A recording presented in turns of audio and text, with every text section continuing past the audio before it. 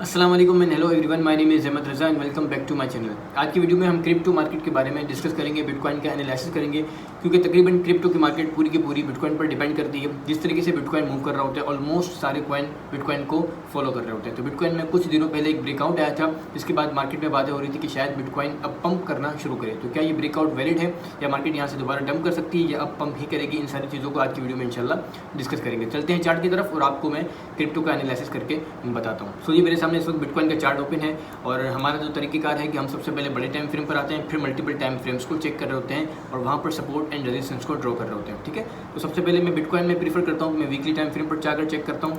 तो हम यहाँ पर अगर वीकली टाइम फ्रेम में आते हैं तो यहाँ पर कुछ इस तरीके से आपको स्ट्रक्चर नज़र आ रहा होगा।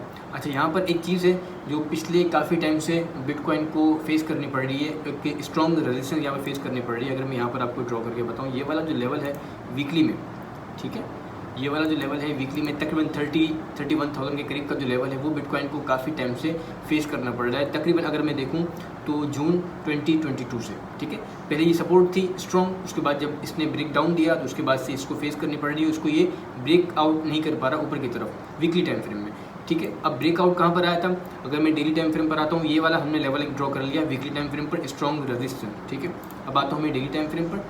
डेली टाइम फ्रेम पर आने के बाद जो ब्रेकआउट की बात हो रही थी वो ब्रेकआउट था ये वाला। अगर मैं यहाँ से एक ट्रेंड लाइन ड्रॉ करूँ तो ये बिटकॉइन ने यहाँ पर एक ब्रेकआउट दिया था। ठीक है, इसको ब्रेक नहीं कर पा रहा था, बट यहाँ पर इसने फाइनली इसको ब्रेक किया, रिटेस्ट किया एंड पंप कर गया। अच्छा, इस वक्त कहाँ पर खड़ा हुआ है? इस वक्त अगर देखा जाए तो ये इसी जोन में ट्रेड कर रहा है, जो यहाँ पर इसकी रिसेंट हाई था इसका, ये उधर ही अभी ट्रेड कर रहा है। अच्छा, ये हमने लेवल ड्रॉ कर लिया डेली में, वीकली में हमने रेजिस्टेंस ड्रॉ कर ली, डेली में हमने इसकी ट्रेंड लाइन ड्रॉ कर ली और यहाँ पर हमें नज़र आ रहा है कि अभी डेली में भी इसको एक रेजिस्टेंस फेस करनी पड़ी। अब अगर हमें इसमें ट्रेड करनी है तो कहाँ ट्रेड करेंगे, टारगेट क्या होगा, स्टॉप लॉस क्या होगा? तो हम अब बिटकॉइन की एक ट्रेड को प्लान कर रहे हैं। ठीक है, अब मैं फ़िलहाल इसको मैं डिलीट कर देता हूँ जो ट्रेंड लाइन है।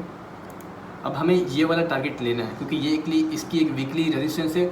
तो जब डेली को इसने ब्रेकआउट दे दिया है तो हो सकता है, पॉसिबल है आने वाले दिनों में ये इस जोन को दोबारा टेस्ट करे। तो हमने अब इस जोन को कैप्चर करना है और अगर हमने ट्रेड लेनी है तो यहाँ से यहाँ तक का हमने जोन कैप्चर करना है। ठीक है, अगर मैं बात करूँ तो तकरीबन ये वाला जो बनता है, अगर हम पूरा जोन लेते हैं तो तकरीबन 12% का बनता है। ठीक है, अब किस तरीके से हम इसको कैप्चर करेंगे? सिंपल, अब हम आएंगे मज़ीद छोटे टाइम फ्रेम पर। ये हमने डेली की एक रेजिस्टेंस बना ली और हमने एक वीकली की रेजिस्टेंस बना ली। अब आते हैं हम छोटे टाइम फ्रेम पर, 4 घंटे के टाइम फ्रेम पर। अच्छा, 4 घंटे के टाइम फ्रेम पर आने के बाद अगर मैं देखूँ तो इसको थोड़ा सा मॉडिफाई करने की ज़रूरत है। इसको मैं कर देता हूँ फ़िलहाल डिलीट। ठीक है, डेली में हमने इसको डिलीट कर दिया, इसको 4 घंटे के टाइम फ्रेम पर, क्योंकि अगर मैं देखूँ तो एग्जैक्टली ये यहीं पर आ रहा था। ठीक है, बट ये इतनी बड़ी लाइन ज़रूरत नहीं है तो मैं इसको यहाँ से कर देता हूँ डिलीट और मैं यहाँ पर एक और लाइन ड्रॉ कर देता हूँ यहीं पर। ठीक है, ये बन गई हमारी 4 घंटे की एक रेजिस्टेंस। ठीक है, यहाँ पर ये फ़िलहाल ट्रेड हो रहा है। मज़ीद छोटे टाइम फ्रेम पर आकर चेक करते हैं। अभी फ़िलहाल हमने सपोर्ट नहीं बनाई। अच्छा, अगर 1 घंटे के टाइम फ्रेम पर आते हैं तो एग्जैक्टली ये इसी जोन में है। 4 घंटे पर भी सेम है, 1 घंटे पर भी ये सेम है। अच्छा, अब अगर इसकी हमने एक सपोर्ट बनानी है तो इसकी सपोर्ट यहाँ पर बनती है, ये वाला जोन देख रहे हैं जहाँ पर पहले स्ट्रॉन्ग रेजिस्टेंस थी, ब्रेक किया, अब ये सपोर्ट बन चुकी है। अगर मैं यहाँ पर लेवल ड्रॉ करना चाहूँ तो लेवल पर ड्रॉ कर सकता हूँ।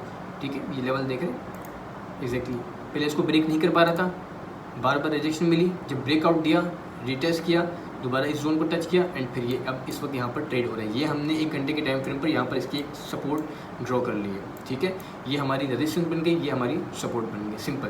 ये हमने लेवल्स को ड्रॉ कर लिया। अब मुझे ट्रेड करनी है बिटकॉइन में, फॉर एग्जांपल नेक्स्ट वीक अगर मैं ट्रेड करता हूँ, क्योंकि वीकेंड पर हम ट्रेड नहीं करते बिटकॉइन में भी और फॉरेक्स में भी। सो अगर हम ट्रेड करना चाहेंगे नेक्स्ट वीक में तो कहाँ पर ट्रेड बनेगी इसकी? अगर मैं आता हूँ 1 घंटे के टाइम फ्रेम पर, हम एक और सपोर्ट इसकी ड्रॉ करते हैं जो कि बनती है ये वाली। ठीक है, यहाँ पर मैं जोन नहीं बना रहा, मैं सिंपल एक लेवल ड्रॉ कर देता हूँ। ठीक है, ये इसका एक लेवल ड्रॉ कर देता हूँ। तो यहाँ पर अगर तो ये इसको ब्रेक दे देता है, इसको ब्रेक डाउन दे देता है, नीचे की तरफ ब्रेकआउट दे देता है, इस लेवल को ब्रेक कर देता है, तो फिर ये यहाँ तक दोबारा आ सकता है, जो कि लेवल है तकरीबन इसका 27,200 और अभी इस वक्त ट्रेड हो रहा है 27,800 पर। अगर ये 1 घंटे के टाइम फ्रेम पर इसके ब्लो क्लोजिंग दे देता है तो फिर ये यहाँ पर आएगा, फिर यहाँ से हो सकता है दोबारा एक पंप करें। अगर इनकेस ये नहीं करता, इसी रेंज में ट्रेड होता है, तो हम फिर अपनी ट्रेड को प्लान करेंगे इसके अबव।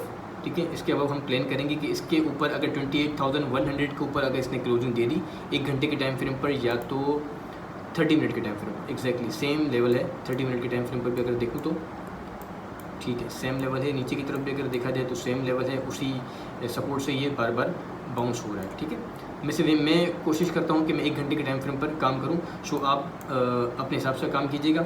1 घंटे के टाइम फ्रेम पर अगर इसके अबव क्लोज मिल जाती है तो हम यहाँ से पे अपनी ट्रेड को प्लान करेंगे, इस ट्रेड में एंटर करेंगे।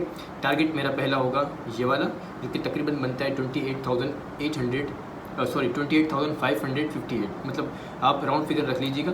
ठीक है, स्टॉप लॉस हम जो नेक्स्ट कैंडल होगी, प्रीवियस कैंडल ब्रेकआउट से पहले वाली, उसके बिलो भी कर सकते हैं, या इसके नीचे भी आप सिंपल इसको लगा सकते हैं। ठीक है, तो आपने अपने हिसाब से स्टॉप लॉस अपने हिसाब से अपने टारगेट को सेट करना होता है। ठीक है, पहला लेवल तो हमारा ये हो जाएगा, विच जो बनता है तकरीबन 1.5% का इसमें प्रॉफिट होगा, अगर इन केस हमें यहाँ पर ऊपर की तरफ ब्रेकआउट मिल जाता है तो। ठीक है, इसके बाद हमने फिर ये वाला लेवल कैप्चर करना है। तो इसके लिए हम क्या करेंगे, फिर कोशिश करेंगे कि अगर यहाँ से एक रिजेक्शन मिलती है, दोबारा बाउंस करता है, फिर अगर इस लेवल को ब्रेक करता है 1 घंटे के टाइम फ्रेम पर, तो फिर हम इस लेवल को कैप्चर कर सकते हैं। यहाँ पर ट्रेड लेने के बाद मैं कोशिश करूँगा कि अपनी ट्रेड को होल्ड रखूँ। ठीक है, स्टॉप लॉस को ब्रेक इवन कर दूँ, देन फिर मैं इसको यहाँ तक कम से कम 30,000 तक मैं इसको होल्ड करने का इरादा रखता हूँ। अच्छा, अब ज़रूरी नहीं है कि ये यहाँ से रिजेक्शन मिले, इसको वीकली टाइम फ्रेम से यहाँ से रिजेक्शन मिल जाए एंड दोबारा ये नीचे की तरफ आ जाए। ठीक है, अगर मैं इसको डिलीट करूँ, ज़रूरी नहीं है कि यहाँ से दोबारा रिजेक्शन मिले एंड दोबारा ये नीचे की तरफ आ जाए, कुछ भी हो सकता है। अगर मैं देखूँ कि वीकली टाइम फ्रेम पर ये वाली कैंडल काफ़ी बुलिश थी, ये वाली कैंडल इनगल्फ बनी, एंड ये जो वीकली कैंडल है जो आज रात को क्लोज होगी वो तकरीबन डॉजी टाइप बन रही है। ठीक है ना, न्यूट्रल कैंडल कहलाती है। अगर इसके बाद अगर नेक्स्ट वीक वाली कैंडल ग्रीन बनती है, रेड बनती है, तो उसके हिसाब से मार्केट की डायरेक्शन का पता चलेगा, फिर उस हिसाब से हमने अपनी ट्रेड को मैनेज करना होता है। ठीक है, डेली में एक और चीज़ जो हमें नज़र आ रही है, अगर मैं डेली में आपको एक और चीज़ दिखाऊँ तो यहाँ पर आने के बाद अगर मैं 200 मूविंग एवरेज को लगाता हूँ यहाँ पर, तो एग्जैक्टली 200 मूविंग एवरेज की रेजिस्टेंस इसको फेस करनी पड़ रही है। ठीक है, अगर डेली में एक और चीज़ भी देखी जाए, डोजी टाइप कैंडल बनी, उसके बाद रेड कैंडल बन रही है जो कि एक बेयरिश कैंडल बन रही है। ठीक है, ऊपर से विक बड़ी है और नीचे से बॉडी बन रही है, तो इसका मतलब है थोड़ी सी बेयरिश कैंडल है। पॉसिबल है कि 4 घंटे के टाइम फ्रेम पर आने के बाद अगर हम इसको चेक करें 4 घंटे के टाइम फ्रेम पर या 1 घंटे के टाइम फ्रेम पर, पॉसिबल है कि दोबारा एक ये टेस्ट करे इस जोन को, या 200 मूविंग एवरेज को, या इस जोन को टेस्ट करे, इस जोन को टेस्ट करें या फिर इस जोन को टेस्ट करें, इनके बाद फिर ये पंप कर सकता है। ठीक है, क्योंकि आने वाले दिनों में नेक्स्ट वीक में एफओएमसी की मीटिंग भी है और सीपीआई की रिपोर्ट भी है, कुछ न्यूज़ भी हैं। हम फिलहाल न्यूज़ पर नहीं जा रहे, हम सिर्फ टेक्निकल एस्पेक्ट को भी कवर कर रहे हैं। सो मेरे हिसाब से जो इसकी एक टेक्निकल एनालिसिस बनता है वो ये बनता है कि हमने अगर ट्रेड करनी है तो कम से कम 1 घंटे के टाइम फ्रेम पर इसकी क्लोजिंग का वेट करना है। बुलिश अगर मिलती है तो हम ट्रेड करेंगे। ठीक है, मैं फ़िलहाल इसमें फुल बुलिश नहीं हूँ तब तक कि ये इस लेवल को ब्रेक ना कर दे।